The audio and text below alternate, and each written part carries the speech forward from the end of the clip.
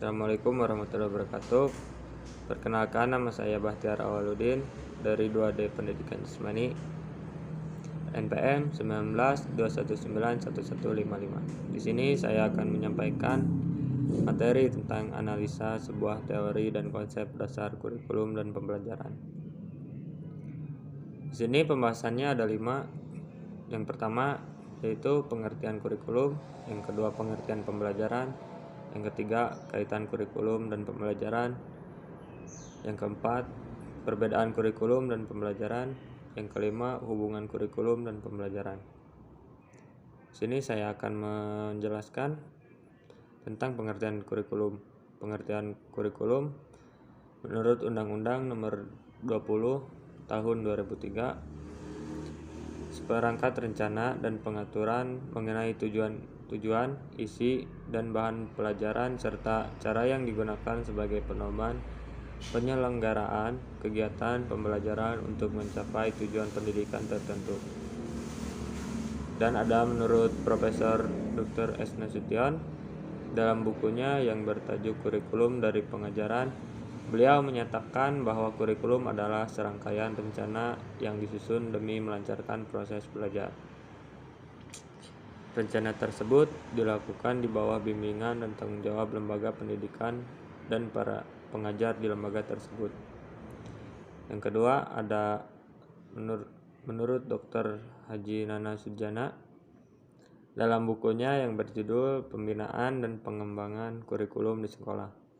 Beliau berpendapat bahwa kurikulum merupakan kumpulan niat dan harapan yang tertuai dalam bentuk program pendidikan yang mana dilaksanakan oleh guru di sekolah. Poin B, pengertian pembelajaran. Pembelajaran adalah segala sesuatu yang dapat membawa informasi dan pengetahuan dalam interaksi yang berlangsung antara pendidik dengan peserta didik. Belajar menurut pengertian psikologis merupakan suatu proses tingkah laku sebagai hasil dari interaksi dengan lingkungan dalam menentukan kebutuhan hidupnya. Poin C, kaitan kurikulum dan pembelajaran. Kurikulum memuat isi dan materi pelajaran, serta kurikulum juga sebagai rencana pembelajaran.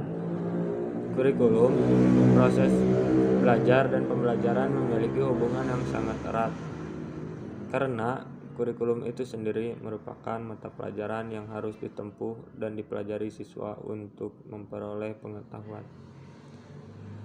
Poin D, perbedaan kurikulum dan pembelajaran.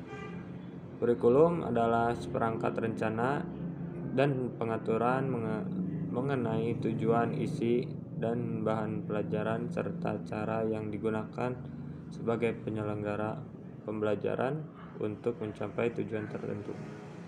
Di sini ada arti pembelajaran adalah suatu proses interaksi antara pendidik dengan peserta didik atau proses belajar dan mengajar dengan tujuan terjadinya perubahan tingkah laku. Kurikulum merupakan seperangkat pengaturan yang digunakan dalam proses pembelajaran dan merupakan bagian dari pendidikan. Pembelajaran merupakan inti dari suatu kegiatan pendidikan di mana dalam pembelajaran dilakukan proses-proses pendidikan dari pendidik kepada yang terdidik. Untuk penggambarannya ibarat sebuah rumah, pendidikan sebagai rumahnya atau bagian luar pelindung bagian dalam. Fasilitas-fasilitas yang ada di dalam merupakan kurikulum dan orang yang ada di dalamnya sebagai pembelajaran yang melakukan proses. Poin E, hubungan kurikulum dan pembelajaran. Kurikulum dapat dikatakan sebagai pedoman bagi proses pembelajaran. Apabila dalam melaksanakan pembelajaran, para pengajar benar-benar mengikuti haluan yang diinginkan oleh kurikulum. Begitu juga sebaliknya, pembelajaran bisa memberikan masukan pada penyempurnaan kurikulum yang selanjutnya apabila proses evaluasi benar-benar berjalan dengan baik. Jadi kesimpulannya bahwa kurikulum juga merupakan alat atau saran yang dirumuskan demi tercapainya tujuan pendidik melalui proses pengajaran. Terima kasih, saya Batiar Auldin. Cukup sekian. Assalamualaikum warahmatullahi wabarakatuh.